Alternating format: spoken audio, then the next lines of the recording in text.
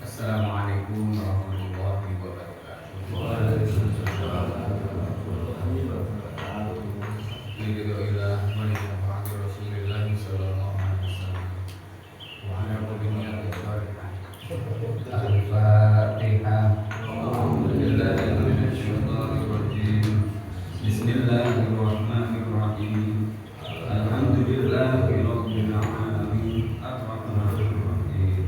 Maliki yaumiddin. Iyyaka na'budu wa iyyaka nasta'in. Ihdinas siratal mustaqim. Siratal ladzina an'amta 'alaihim ghairil maghdubi 'alaihim waladdallin. Raditu billahi rabban wa bil islami dinan wa bi Muhammadin nabiyyan wa rasulan.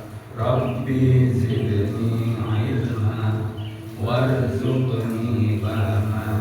Amin. Saya beristighfar. Bismillahirrahmanirrahim. Allahumma anta rabbi la ilaha illa anta khalaqtani wa ana 'abduka wa ana 'ala ahdika wa wa'dika mastata'tu a'udzu bika min syarri ma shana'tu abu'u laka bi ni'matika 'alayya wa abu'u bi dzambi faghfirli fa innahu la yaghfiru dzunuba illa anta. Bismillahirrahmanirrahim. Alhamdulillahirabbil alamin. Wassalatu wassalamu ala asyrofil anbiya'i wal mursalin sayyidina wa maulana Muhammadin wa ala alihi wa ashabihi ajma'in. Rabbi shrah li sadri wa yassir li amri wa hlul 'uqdatam min lisani yafqahu qawli. Wa qala subhanaka la ilma lana illa ma 'allamtana innaka antal alimul hakim. Amma ba'd. Jamaah yang dirahmati Allah Subhanahu wa taala, puji syukur alhamdulillah marilah kita panjatkan kepada Allah yang telah membimbing kita, menuntun kita untuk senantiasa menegakkan syiar Islam di muka bumi ini. Alhamdulillah. Salawat dan salam marilah kita sampaikan kepada junjungan kita Nabi Muhammad sallallahu alaihi wasallam. Mudah-mudahan kita semuanya termasuk orang-orang yang akan mendapatkan syafaatul uzma di sore hari kiamat. Amin. Bapak Ibu yang dirahmati Allah Subhanahu wa taala, bahasan selanjutnya yakni sesuatu yang melarang ihram dari hal yang mubah. Jadi kita bahas ini dalam keadaan ihram, seseorang dalam keadaan ihram. Nah, ihram baik ihram haji maupun ihram umroh. Pak, kok bahasannya seperti itu? Wong saya belum ada niatan untuk haji, untuk niatan ihram, untuk umroh. Tapi suatu saat Allah ketika akan memampukan, seperti kemarin bahasan yang lalu, ya kita tidak tahu, ilmunya tetap akan kita akan terpakai gitu loh. Daripada nanti pas umroh, pas haji kita tidak tahu ilmunya, ternyata oh ini tidak boleh dilakukan, ini boleh dilakukan, seperti itu kan. Nanti biar kita siap terlebih dahulu, karena ilmu apapun yang kita pelajari di sini ternyata saat haji, saat umroh itu dipakai semuanya, ya. Kayak sholat safar, sholat qashar, sholat jamak, nah kayak gitu kan semuanya terpakai ketika seseorang melakukan ibadah haji dan umrah. Bismillahirrahmanirrahim. Dalam pembahasan ini berdasarkan hadis yang diriwayatkan oleh Imam Malik bersumber dari Nafi, dari Abdullah bin Umar, yang berkata, anna rajulan salah Rasulullah sallallahu alaihi wasallam ma labisal muhrimu min siyabi Faqala Rasulullah, la talbasul qamisa wal amaima wal sarawilat wal baranis wal kifaf illa ahdun la yajiduna alain fayalbasu kufain wal yaqtahuma asfala minal ka'bain wala talbasu minas siyabi syai'an mas'au za'faran walal waras. Sesungguhnya seseorang bertanya kepada Rasulullah SAW tentang pakaian yang dikenakan oleh orang yang sedang ihram. Beliau bersabda, Nabi bersabda, janganlah mengenakan baju, sorban, celana, mantel, dan khuf, kecuali bagi seseorang yang tidak mendapati sepasang sandal, maka ia boleh mengenakan khuf. Dan hendaklah ia memotongnya bagian bawah mata kaki, dan janganlah mengenakan pakaian yang diberi minyak za'faran dan waras.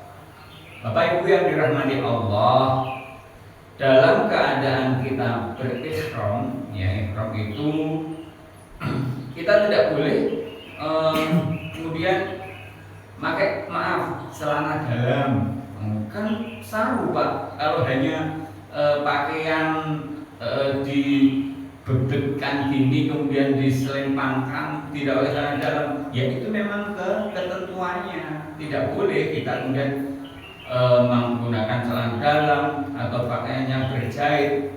Nah ini khusus untuk laki-laki. Ya, kalau untuk perempuan ya mengenakan pakaian sehari-hari pun tidak mengapa. Pak, kalau tidak ada sandal karena di sana kan panas, tidak ada sandal yang di sana panas, boleh mengenakan sandal slop, tetapi bagian belakangnya harus dipotong. Nah, dipotong bagian mata kakinya, maksudnya sepatu yang dihilangkan. Nah, sekarang kan model seperti itu banyak. Celana, ya celana baik celana panjang maupun celana pendek juga tidak diperbolehkan. Nah, seperti itu. Terus pakaian-pakaian tadi kemudian kita kasih minyak, apakah diperbolehkan? Ya tidak boleh. Pakai wangian tidak boleh. Nah, ini pelarangan mengenakan baju pakaian yang ada jahitannya. Para ulama sepakat atas bagian ketentuan hukum yang ditetapkan dalam hadis tadi, dan juga di sana ada berselisih tentang pakaian yang berjahit. Di antara ketentuan yang disepakati ialah larangan mengenakan baju pakaian yang ada jahitannya. Contoh seperti yang telah disebutkan dari hadis tadi, tidak boleh celana, tidak boleh pakai pakaian berjahit dan lain sebagainya. Tetapi larangan mengenakan pakaian yang ada jahitannya ini khusus bagi laki-laki. Tapi kalau perempuan ya boleh untuk juga sehari-hari yang biasa dikenakan itu boleh-boleh saja. Bismillahirrahmanirrahim. Para ulama berselisih pendapat tentang orang yang hanya mendapati celana. Bolehkah ia mengenakannya? Menurut Imam Malik, hanya celana panjang. Menurut Imam Malik dan Imam Abu Hanifah tidak boleh mengenakan celana. Jika mengenakan celana, ia harus membayar fidyah atau tebusan. Nah, ini menurut Imam Malik dan Imam Abu Hanifah. Tapi menurut Imam Syafi'i, As-Sawi, Imam Ahmad, Abu Thawr dan Dawud, tidak apa kalau ia memang tidak memiliki kain. Nah, kalau Imam Syafi'i ada keringanan. Kalau memang tidak ada kain, ya diperbolehkan. Nah, itu namanya darurat. Ya, tapi kalau ketentuan awalnya memang tidak boleh. Kalau bisa, sebisa mungkin kita mengupayakan itu tidak menggunakan celana. Tapi kalau memang tidak ada yang hanya itu celana, ya tidak mengapa. Pendapat Imam Malik berdasar pada makna dari hadis Umar yang telah dikemukakan sebelumnya. Kata Imam Malik, seandainya hal itu merupakan rukhsah atau keringanan, tentu Rasulullah SAW sudah mengecualikannya. Sebagaimana beliau mengecualikan mengenakan khuf itu sepatu. Ya. Sementara dasar yang dijadikan pegangan oleh kelompok ulama yang kedua ialah hadis Amr bin Dinar yang bersumber dari Jabir dari Abbas ibnu ia bercerita, aku pernah mendengar Rasulullah SAW, as-sarabilu liman lam yajidil izara wal kufu liman lam yajidil na'lain. Celana adalah bagi orang yang tidak memiliki kain, dan khuf atau sepatu ada bagi orang yang tidak memiliki sepasang sandal. Mayoritas ulama sepakat memperbolehkan mengenakan khuf yang sudah dipotong rendah bagian belakang ini, mata kaki. Ya, khuf itu sepatu slop, pokoknya sepatu lah, tapi dipotong bagian belakangnya sehingga tidak seperti sepatu lagi, ya, hanya bagian depannya saja yang tertutup. Kata Imam Ahmad, bagi orang yang tidak memiliki sandal boleh memakai khuf tanpa dipotong. Imam Ahmad beda lagi berdasarkan anak umum hadis Ibnu Abbas. Kata Atta, memotong khuf berarti merusak, ya, karena khuf yang sepatu yang sudah seperti itu kok dirusak, dan Allah tidak menyukai perusakan.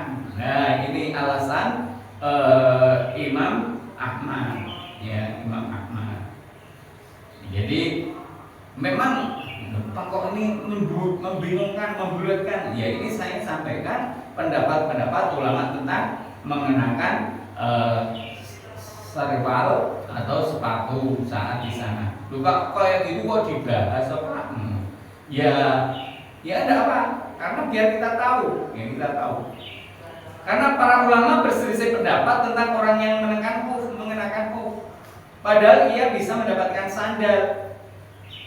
Bagaimana seseorang berupaya mencari sandal? Apakah dia sudah mencari untuk mendapatkan tersebut? Contoh dulu saya sampaikan tentang tayamum. Apakah di sekitar itu memang sudah tidak ada air? Ini dalam kondisi normal, umpama di lingkungan masjid kita, musola kita tidak ada air, kemudian apakah dia langsung mau wudhu itu dengan tayamum?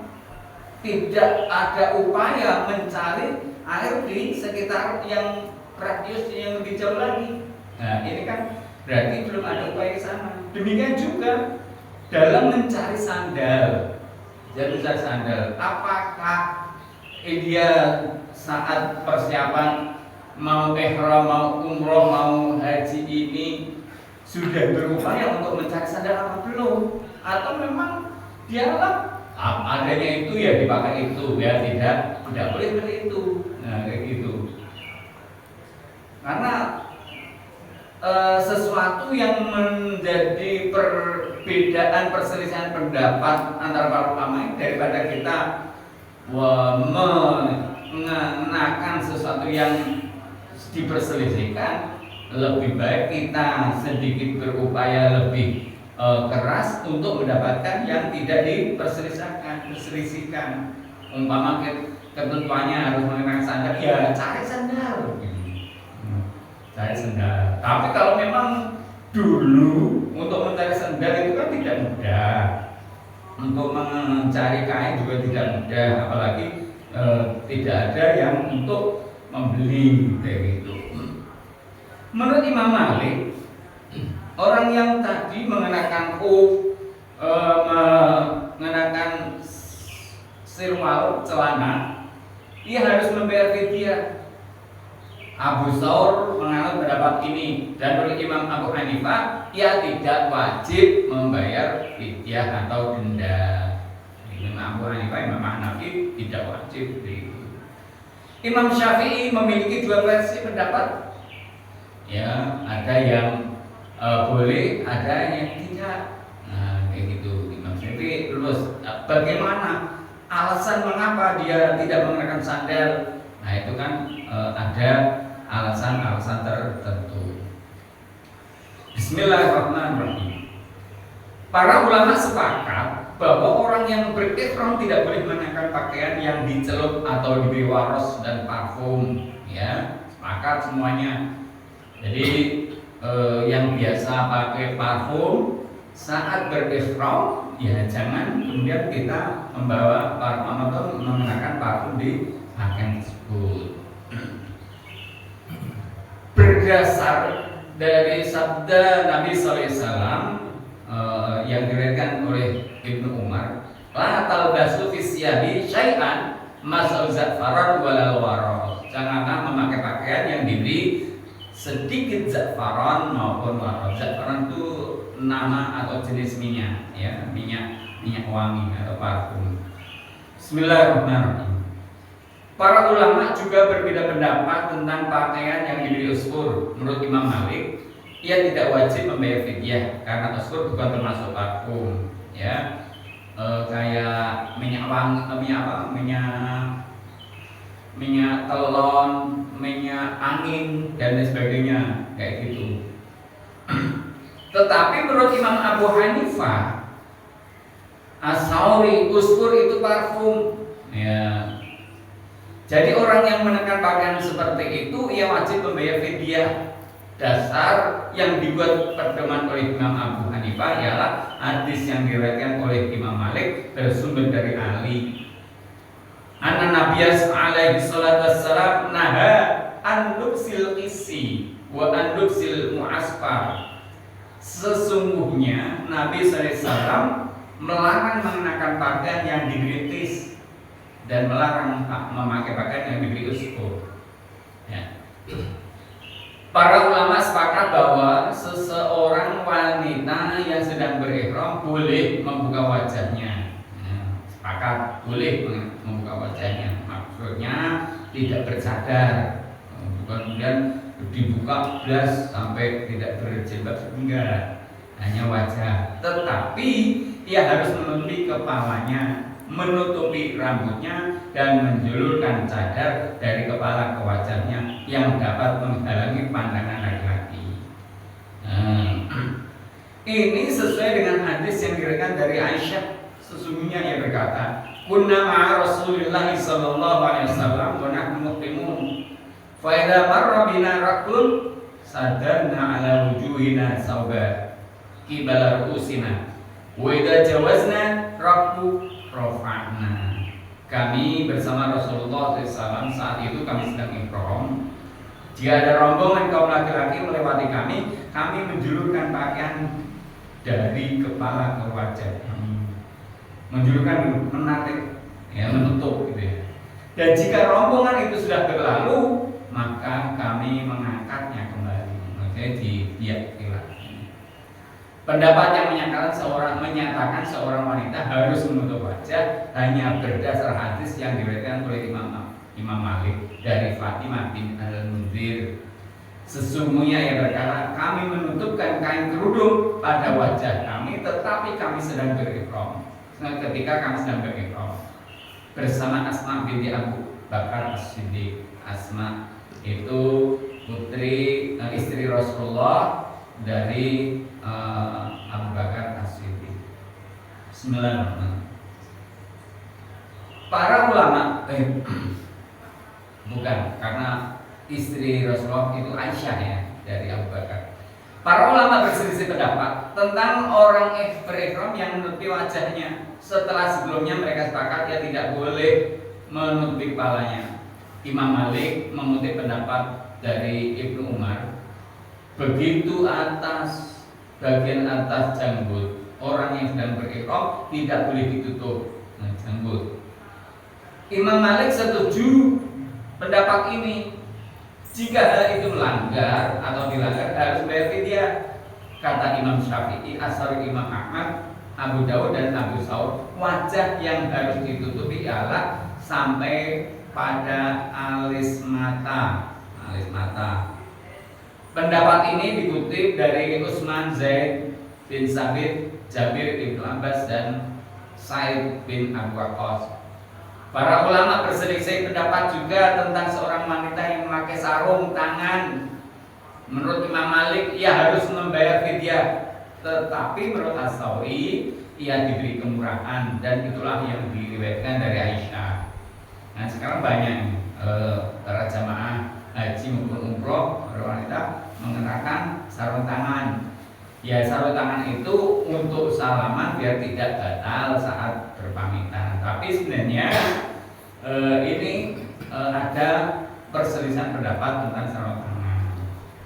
Hujah atau alasan atau dasar yang dibuat pedoman oleh Imam Malik ialah hadis yang diriwayatkan oleh Abu Dawud dari Nabi SAW, annahu naha anil nifaq anil niqab, annahu naha anil niqab wal fazzazain wal qafazain. Sesungguhnya beliau melarang seseorang wanita yang berihram mengenakan cadar dan kaos tangan, ya. Nah, itu dilarang. Tapi kebanyakan saudara-saudara kita waktu mau berangkat pakai kaos tangan, yaitu untuk salaman. Tapi karena ihram itu bukan kemudian dia mengenakan pakaian seperti itu, dari indah. Ihram itu mengenakan pakaian yang tidak berjahit bagi kaum laki-laki itu setelah masuk di miqat. Ya, kemarin miqatnya sudah saya sampaikan. Ya, di situ dengan niat umroh maupun haji.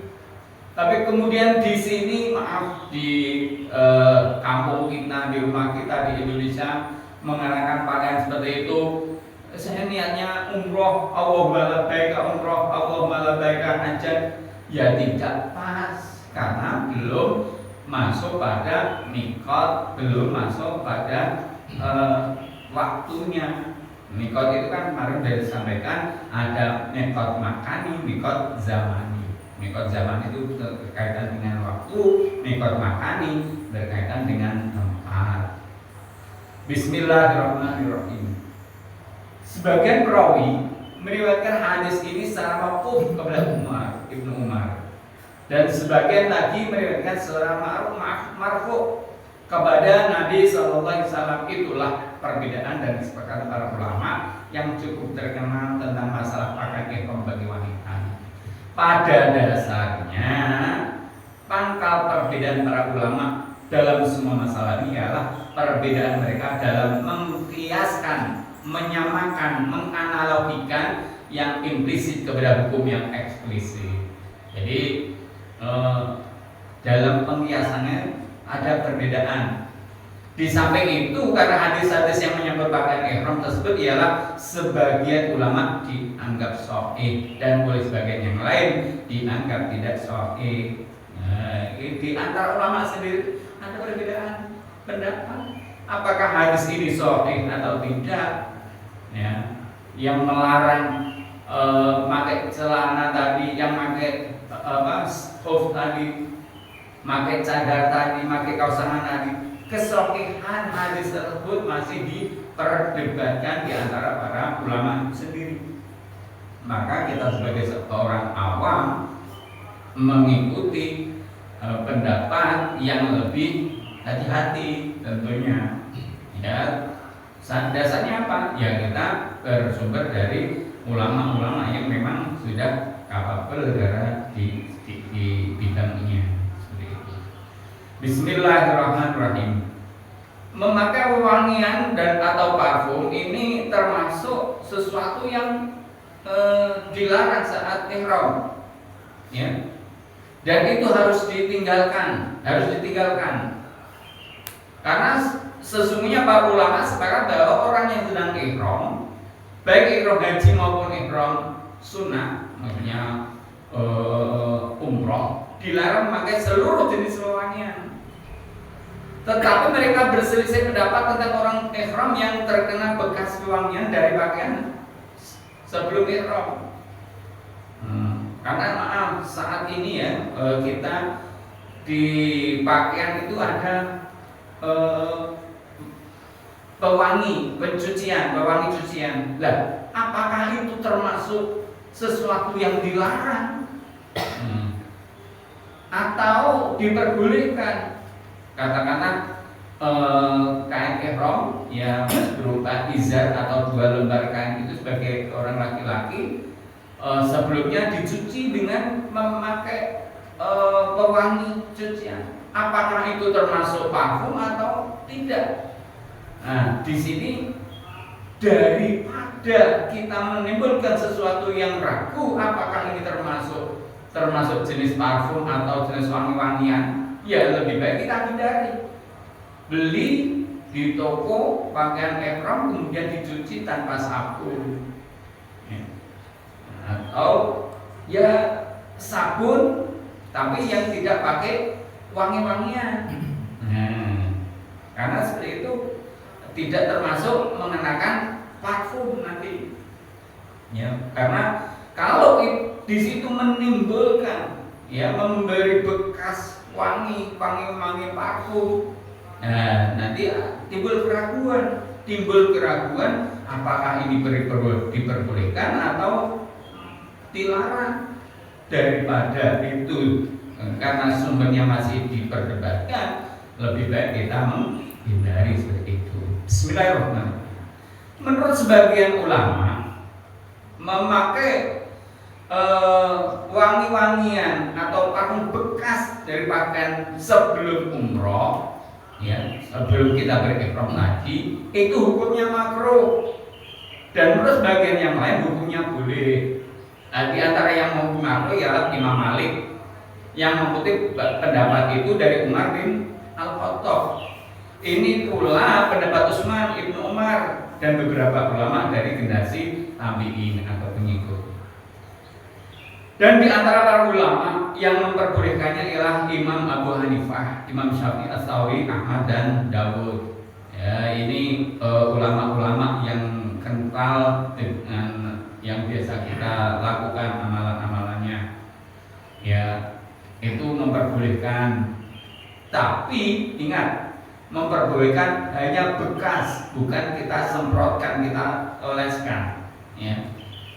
Hujah yang dijadikan dasar oleh Imam Malik ialah hadis Sofwan bin Ya'la yang ditetapkan dalam Sahih Al-Bukhari dan Sahih Muslim. Antara lain disebutkan, sesungguhnya seseorang datang menemui Nabi SAW memakai jubah yang diolesi dengan wewangian. Ia berkata, "Wahai Rasulullah, bagaimana pendapat Anda tentang seseorang yang berihram umroh dengan mengenakan jubah yang telah diolesi dengan wewangian?" Tiba-tiba turun wahyu kepada Rasulullah SAW sehingga beliau pingsan. Begitu siuman, beliau bertanya, "Mana tadi orang yang menanyakan tentang umroh?"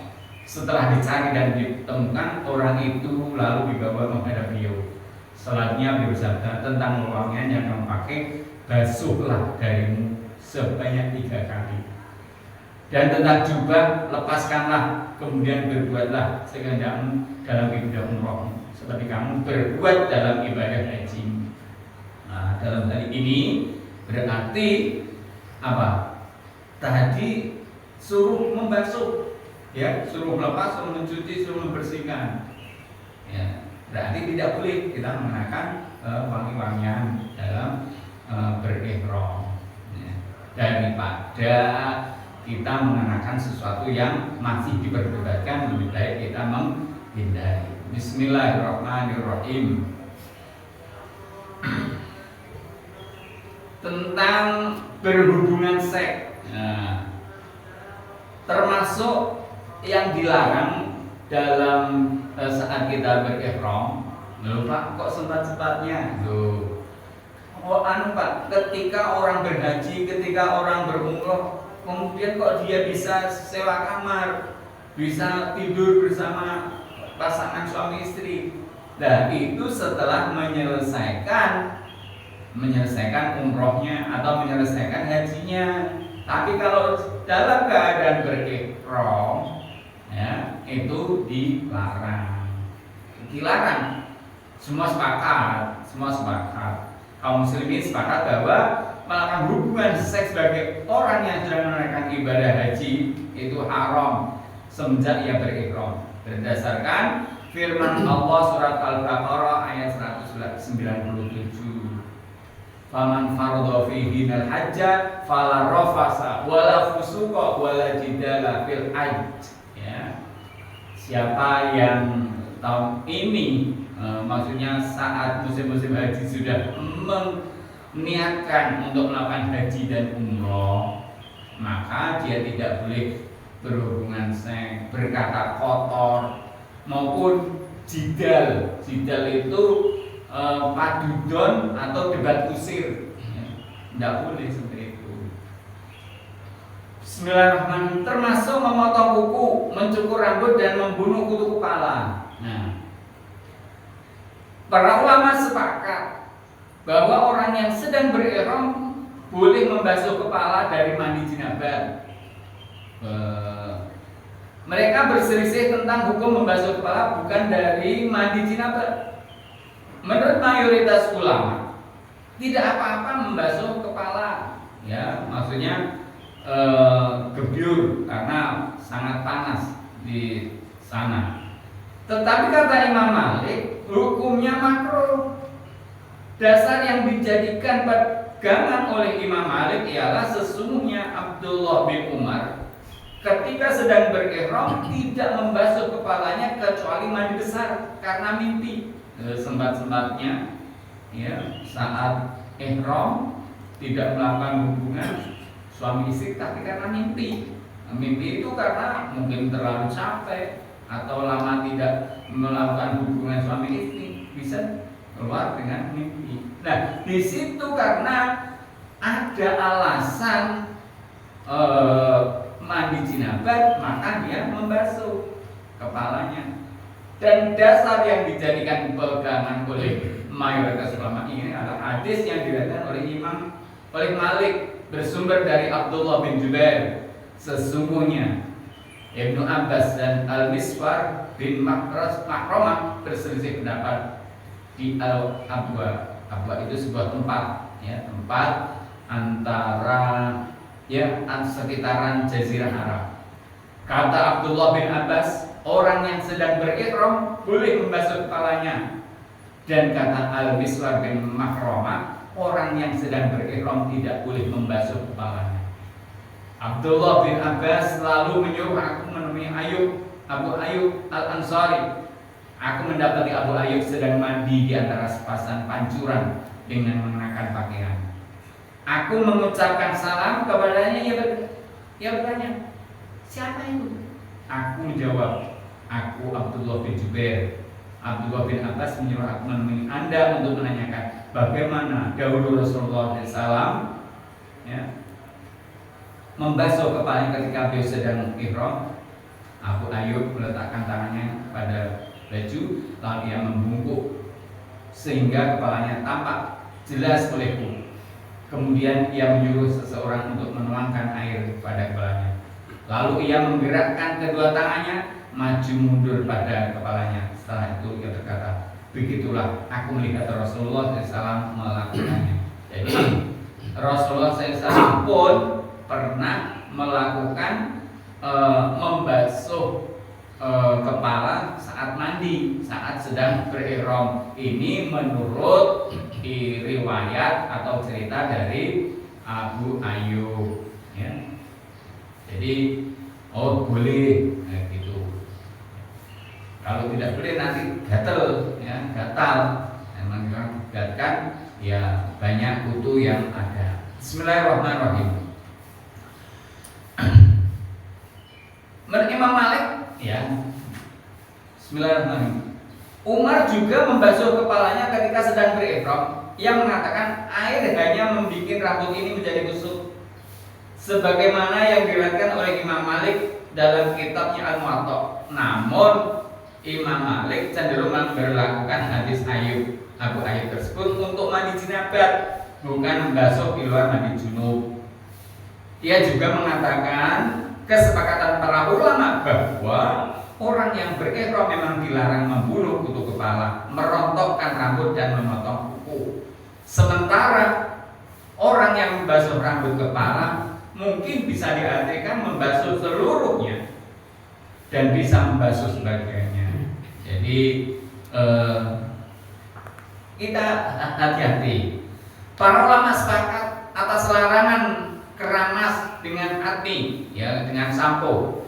Kata Imam Malik dan Imam Abu Hanifah atas pelanggaran hal itu maka harus bayar fidyah. Tetapi menurut Abu Saud dan lainnya tidak apa-apa. Nah, ini juga terjadi perbedaan pendapat juga mengenai keramas saat kita sedang ihram. Lupa apa selama umroh kita tidak boleh keramas? Berihram itu tidak selama umroh. Maksudnya selama di Mekah tidak. Ihram itu saat kita masuk pada mikot dan melakukan ritual, ya kalau umroh ya tawaf, sa'i, kemudian tahallul, selesai ya sudah, setelah itu mandi.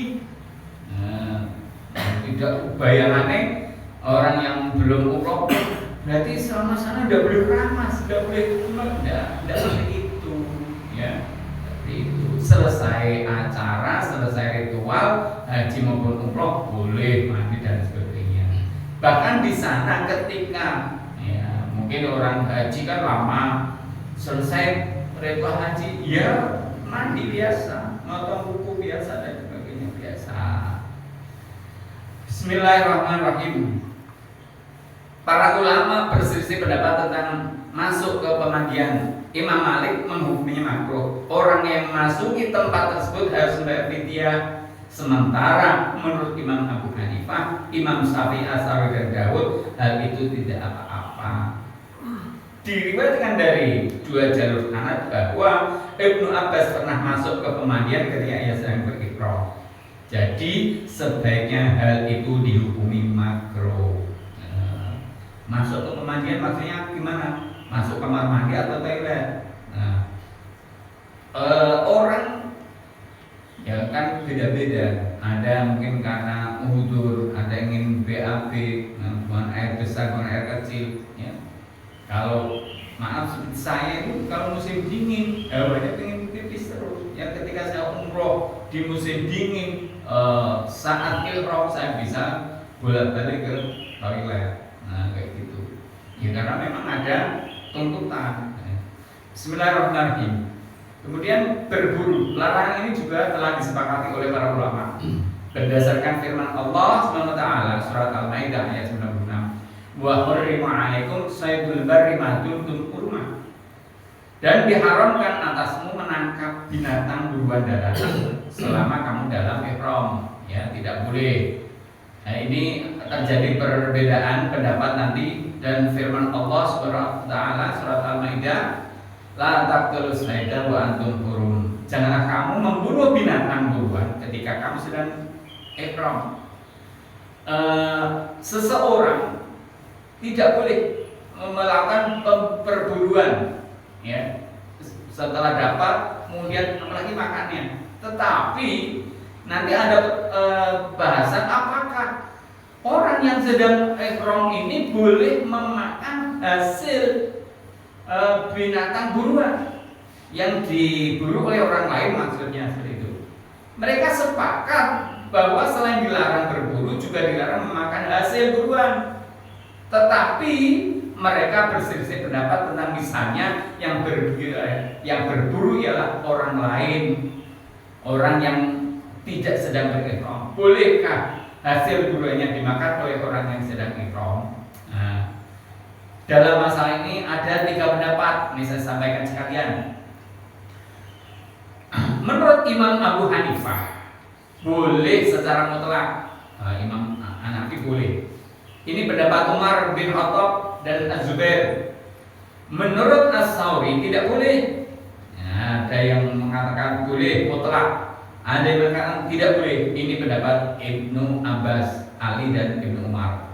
Sementara menurut Imam Malik, jika tujuan berburu untuk melayani kebutuhan orang yang tidak berihram, maka orang yang sedang berihram boleh memakannya. Tetapi jika tujuannya untuk melayani orang yang berihram, maka orang yang berihram dilarang memakannya. Jadi gimana? Mungkin ada sekelompok orang yang berburu, tujuannya apa? Untuk menyediakan makanan kepada orang-orang yang berihram. Ini yang tidak boleh. Jadi memang ya lebih baik kita makan yang tidak hasil buruan itu. Nah, silang pendapat mereka tersebut disebabkan ada beberapa hadis yang terkesan saling bertentangan. Pertama, hadis yang diriwayatkan oleh Imam Malik. bersumber dari Abu Qatadah annahu kana ma'a Rasulillah sallallahu alaihi wasallam hatta idza kana bi ba'di turuqi Makkah takhallafa ma'a ashabi lahu muqimina wa huwa muqim far'a himaran wa syian fastawa ala farasihi fasal ashabu ayunawiluhu sautahu fa'abau alaihi fasalahum rukmu fa'abau alaihi fa'adahu thumma syadda ala kimar faqatala faqala minhu ba'dul ashabi Rasulillah sallallahu alaihi wasallam wa aba ba'duhum falamma adraku Rasulullah sallallahu alaihi wasallam sa'aluhu an dzalik faqala innama hiya ta'matun at'amakumuha Allah. Sesungguhnya ia sedang ikut bersama Rasulullah sampai ketika seseorang berada di jalan menuju Mekah. Ia tertinggal bersama beberapa temannya yang sedang ihram dan ia sendiri tidak sedang berihram. Tiba-tiba ia melihat seekor keledai liar. Lalu ia naik ke atas punggung kudanya dan meminta teman-temannya untuk mengambilkan cemeti, ya, alat untuk berburu. Mereka menolaknya.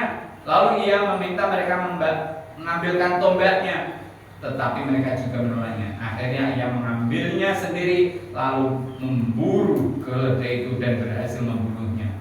Sebagian sahabat kemudian menolak, ya, menolak untuk makan.